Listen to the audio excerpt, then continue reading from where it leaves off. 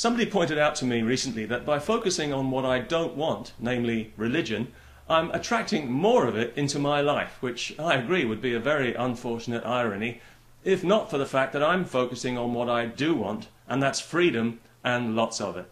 You see, I make these videos not because I despise religion as humanity's way of poking itself in the eye with a sharp stick for no reason, although obviously I do, but because I want to live in a free world full of free people who can say whatever they want to say and who can be whoever they want to be 1000% of the time, and where nobody is allowed to shut them up because their crackpot religious beliefs have been offended. I don't care at all about theology, unless it threatens that freedom, and then I care about it the way I care about rabies or typhoid. So you could say that I'm not so much anti-religion as pro-freedom. Indeed, if religion was pro-freedom, I wouldn't have such a problem with it. But then if religion was pro-freedom, it wouldn't exist. Because religion feeds on a broken spirit. And that's why it tries to break your spirit the moment you come into contact with it. Submit, obey, do not question. Those words should be chiseled above the entrance of every church and every mosque, because that's the only message religion has when it comes right down to it. Praise the Lord or else.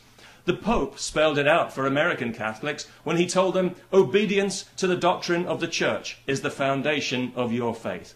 That's what he said. There was no mention of enlightenment or spirituality or any of these things because he's not in that business. He's in the obedience business, the only business where the customer is always wrong. Clergy are the only salesmen who don't have to justify or prove any of the outrageous claims they make for the product they're hustling, and this leaves them free to engage in the kind of open fraud which in any other walk of life would be a criminal offence. For the level of investment they demand from us, I believe we're entitled to expect actual enlightenment and wisdom in return. Instead, what do we get? We get dogma, crude coercion, and endless empty pieties about the love of a God who clearly loves us the way a violent husband loves the woman sitting next to him with two black eyes. If we step out of line, we pay in the most brutal way. And it's this crass violence at the heart of religion which I believe makes it truly evil, and also furnishes proof, as if proof were needed, that this is an entirely man-made phenomenon with nothing divine about it. Otherwise, it wouldn't be so damn ugly.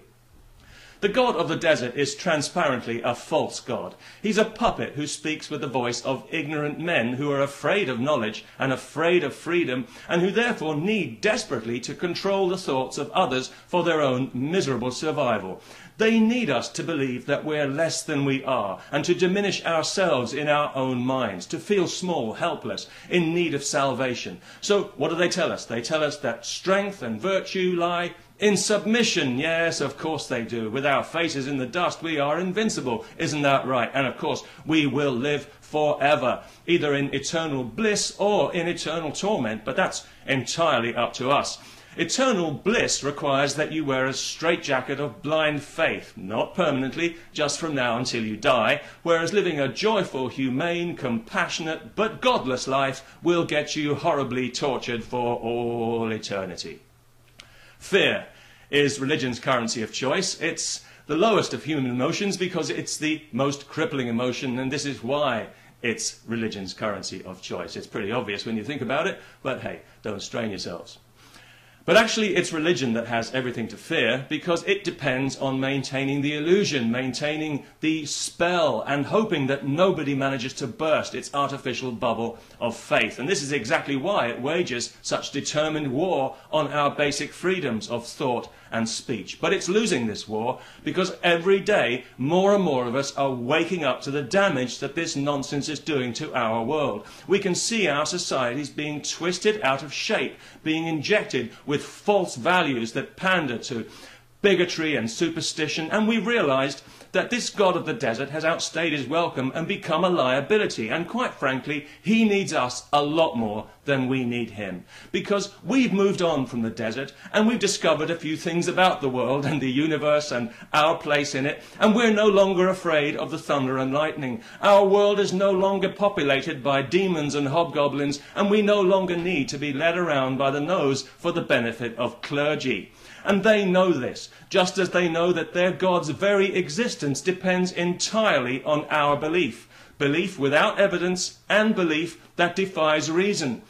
And when that belief disappears, as one day it certainly will, this ridiculous God will disappear with it, instantly and forever.